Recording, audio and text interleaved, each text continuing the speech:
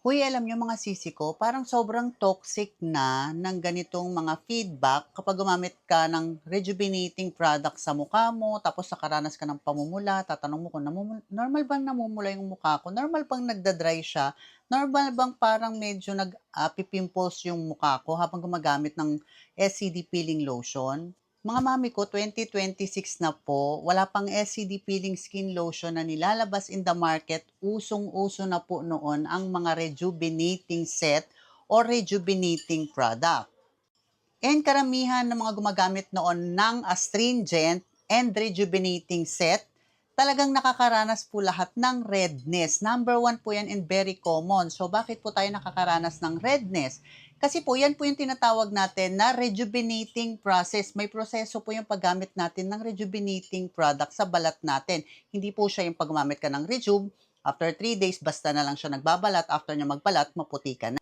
Since 2022 pa ata ako gumagawa ng mga content and halos everyday noon akong gumagawa ng video at sumasagot tungkol sa normal ba yung pamumula, normal ba yung nagkaka-breakouts, normal ba yung nagda-dry yung skin, normal bang may pagkamakat. The answer is opo. Yan po yung tinatawag natin na rejuvenating process. And for your own preference, you can also visit yung Google, i-search ninyo kung ano ba yung mga normal signs of rejuvenating process or rejuvenating side effect on the skin para at least aware din po kayo kung ano ba yung ginagamit at ilalagay ninyo sa balat ninyo bago kayo gumamit.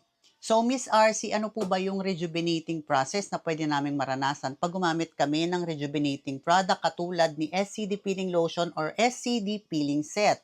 Number one, ang pinakaunang mararanasan ninyo sa mga unang araw ng pag-a-apply ninyo, i-expect nyo agad na meron siyang redness o pamumula. Kasi yan po yung process talaga, halos lahat naman po noon pa, talagang may pamumula sa mga unang araw yung skin ninyo habang gumagamit kayo ng SCD peeling lotion. Sa mga sumunod na araw, makakaranas naman din kayo dyan ng medyo kumakati na siya, lalo na dito sa liig kapag napapawisan na. And kahit sa ibang rejuvenating set o rejuvenating product, na natry ko noon, ganun din po talaga. So, ibig sabihin, after ng redness, pwede kayo makaranas din ng itching. Meron din nakakaranas ng swelling or yung pamamaga, especially dito po sa paligid ng mata, yung talukap ng mata natin. Kahit anong rejuvenating product, huwag nyo na pong lagyan yung talukap ninyo kasi pag manipis po yung skin type nyo at sensitive, lalo na yan, mata na yan, sobrang delikado. Huwag nyo na pong lagyan niya ng mga rejuvenating cream or SCD peeling lotion. Makukuha na po yan ng ating Kojic soap dahil ito po ay whitening din naman po. Very risky po yan sa paligid ng mata kasi sobrang nipis po niyan. Pwede rin tayo makaranas ng stinging or yung humahapdi na yung face natin after 3 days or 4 days or 5 days ng application. Kasi nga syempre, nire-rejuve nyo po yung balat ninyo. Parte pa rin po ang stinging ng rejuvenating process. So kung ilang araw na medyo humahapdi na siya, ayan, dapat pag ganyan, mag-stop na muna kayo ng pag-a-apply at least 2 to 3 days para hindi masyadong naluluto o nasusunog yung balat ninyo. Ibig sabihin, nasa sa kamay nyo po yung control. Pag nakakaramdam na sobrang hapdi, pamumula, pwede naman kayo pahinga 2 to 3 days para hindi siya nasusunog. Ibig sabihin, pag nasunog yan, kayo po ang sumunog. Pwede nyo po yung ipahinga. At least 2 to 3 days hanggang sa humupa yung mga skin irritation, then pwede na kayo ulit mag-apply. Hinay-hinay lang. Pwede rin tayong makaranas ng changes in skin color. Ano po yung changes in skin color? Napapansin nyo yung mga unang araw na nag-a-apply kayo, para siyang namumula, na parang akala mo nangingitim. Yung imbis na pumuti ka during application, napapansin mo, parang lalong umiitim yung balat ko, para siya namumula na nangingitim. That is what we call changes in skin color. And yes, girl, part pa rin siya ng rejuvenating process. Again, punta kayo kay Google, i-research nyo din by your own para meron din kayong kaalaman. And this is the last part, yung ibang skin, okay, depende sa skin type, may ibang skin na nakakaranas ng skin purging or yung parang nagkakaroon sila ng mga tigyawat-tigyawat.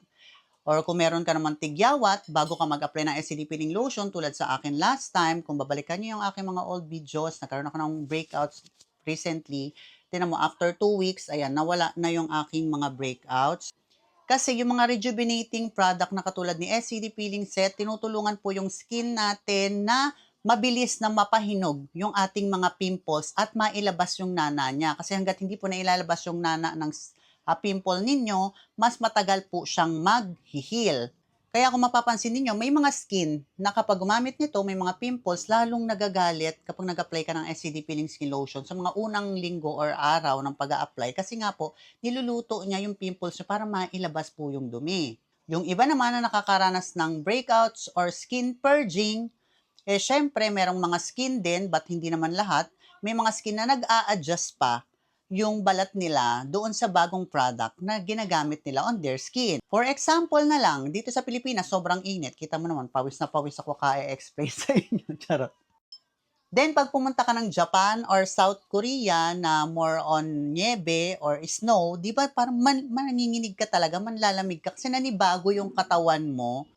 And also, pwedeng mag-dry din yung balat mo kasi nga sobrang lamig ng klima at panahon doon. Unlike dito sa Pilipinas, sobrang init, hindi naman nagda-dry ang skin mo and hindi ka naman nilalamig. Pero pag pumunta ka sa malamig na lugar, 'di ba, nagda-dry yung skin mo, mas prone ka sa dry skin and also, yun nga, lalamigin ka. So ibig sabihin, pagdating po sa ganitong mga skincare product, meron din tayong tinatawag na nag-a-adjust din yung skin natin doon sa bagong product na gamit natin at doon naman po pumapasok yung skin purging. So, yun lang mga ka-Josa, and hopefully nakatulong sa inyo ang video na to. And for more product knowledge and video tutorials, don't forget to follow my account, RC Josa. Bye-bye!